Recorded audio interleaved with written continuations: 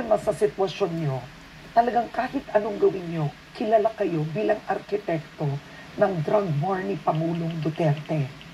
Nagsisisi ba kayo sa pagkaka-implement o kinalabasan ng drug war na yun?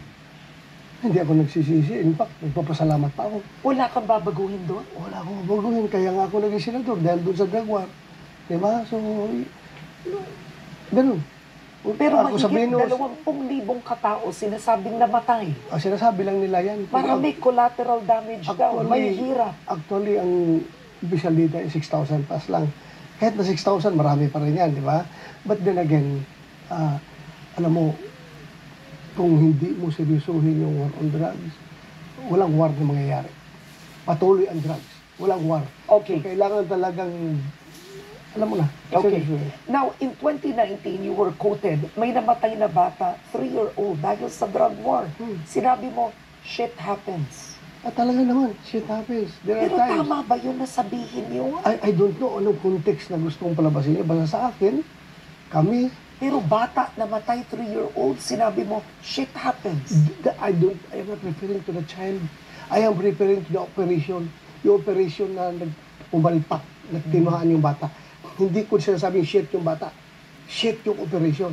Shit happens. Pero yung pinarusahan mo ba, sir, yung mga polis? Uy, iimbestigahan nyo at nagkakaso yung mga polis na involved. Pinuntahan mo ba yung magulang ng biktima? I don't know kung napatahan ko. Yun ang tanong eh. Ang tanong ng marami, napaka-heartless nung drug war sa ordinaryong tao. Hindi mo man lang binisita yung bata. Alam mo, kung heartless ako, Karen, hindi kami nag-launch ng war on drugs. Kung heartless ako.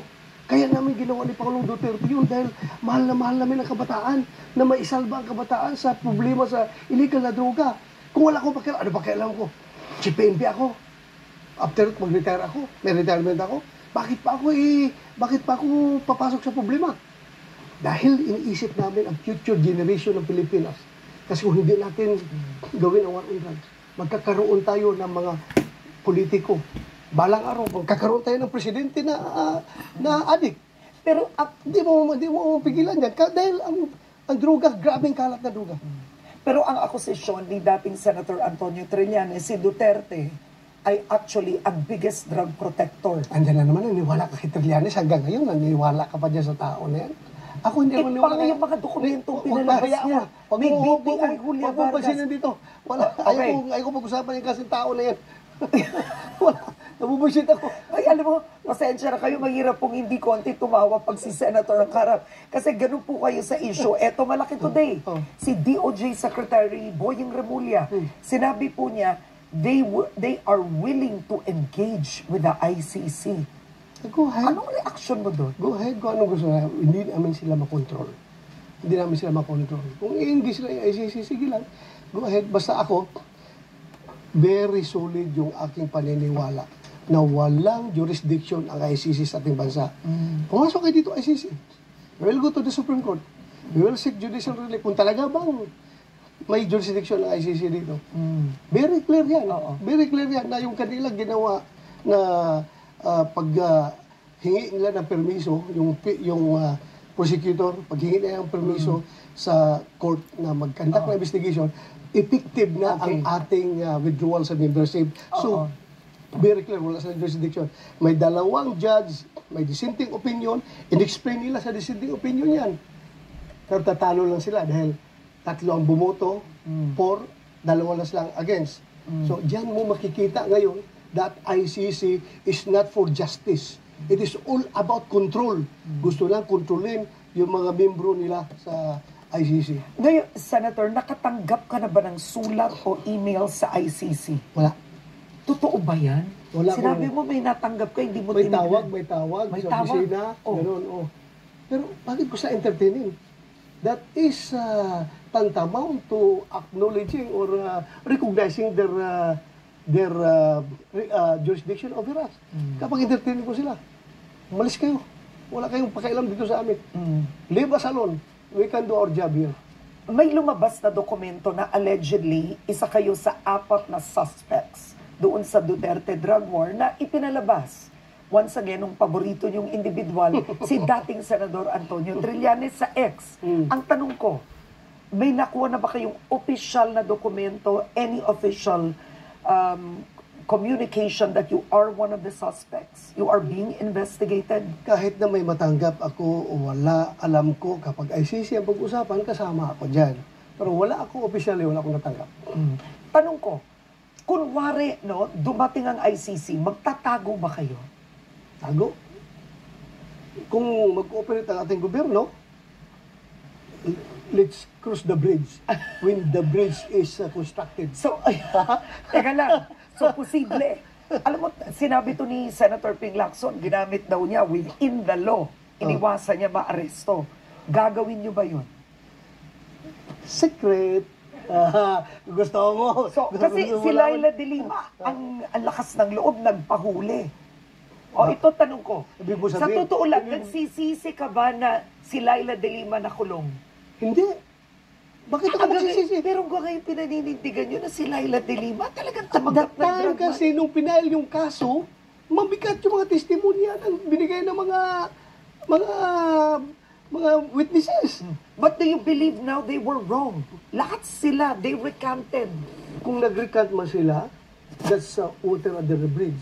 Dahil at that time talaga, siya ang tinuturo. O ano magawa ngayon ng DOJ kung hindi entertainin yung kaso? Pero ang andyan tanong ko, doon. dapat ba na-detain yun ng 7 years? Hindi ba pang-aabuso yun ng panahon ni Pangulong Duterte? Pang-aabuso kung walang warrant of arrest. Pero may warrant of arrest eh. Nakakulong siya dahil may warrant of arrest siya. So anong abuso na Walang abuso yun, Not not legal. convicted. Everything was perfectly legal. Kahit hindi siya convicted, that is the process of law. That is the due process. Kinulong siya dahil may warrant siya while ongoing ang kaso. So anong pang-abuso na Pero ginawa ng for, administrasyon? ang tanong ko, 7 years, no conviction? Regardless, kung pag magsabi ka ng abuso, yung You ginawa is you don't beyond the see law. it as a political vindictiveness on the part of the former president? Bakit naman mag-vindictiveness ang sasabihin mo na kung may ebidensya? Oh. Ilumabas wala Porke pala. Nag-recant nga lahat. Nag-recant nga sila, hayaan mo sila because the circumstances before is different from the circumstances now. Oh, wala na si Duterte. Ginamit sila, yung mga tao na yan. So, you really Iba. tanong ko lang, you believe until today, drug protector si Laila de Lima? You believe it? Wala akong sinasabing I believe na drug protector siya. Okay. Pero I believe on the veracity of yung mga ginagawa ng DOJ, bakit siya napaila ng kaso? Alright. Walang politika doon, Karen. Walang politika. Okay, sinabi mo noon, June 27, 2024, sa kapihan sa Senado, may human rights violation talaga sa war on drugs. Meron. Bakit hindi magkakabayo nito? May namatay nga na bata, may biral nga bata. So kung gano'n na may human rights violation, is it fair to say that Oplan Tocang was not a success? No, it was a success. It's how you see it. Kung ikaw ay anti-war on drugs, failure. Pero kung ikaw ay pro-war on drugs, successful. Why? 1.6 million nag-surrender. 300,000 ang nahuli. Buhay lahat yun. Ang daming tao na nagsasabi na nagpapasalamat sa war on drugs dahil safe na yung kanilang environment. So, for us, it's a great success. Kung ikaw ay anti-drug war, o ikaw ay sindikato ng droga, failure, sabihin mo, failure yan dahil patay ang bata. Doon ka magkukonsentrate sa negative na kukunti at kinalimutan mo yung pagkalahatan ng napakalaking magandang idinulot ng war on drugs. Pagdating sa peace and order. Ngayon, Mas malala ba ngayon? malala. Tanungin mo, barangay kapitan, punta ka. Punta ka doon sa ground. Tanungin mo mga barangay kapitan, wala kang marinig na barangay kapitan na magsabi na, Sir, okay ang aming sitwasyon sa drugs. Perfect na, wala nang problema. Halos lahat magsasabi sa iyo na, hindi nga natin tinatanong kung lalapit sa atin, magsusumbong. Okay. Sir, andyan na naman sila, sir, nagkakalat na naman, nagsipaglayasan yan. So, mas malala Nagsipagtago. na Ngayon, andyan na naman, parang king din na naman na binibinta yung drugs sa kalsada. Ay.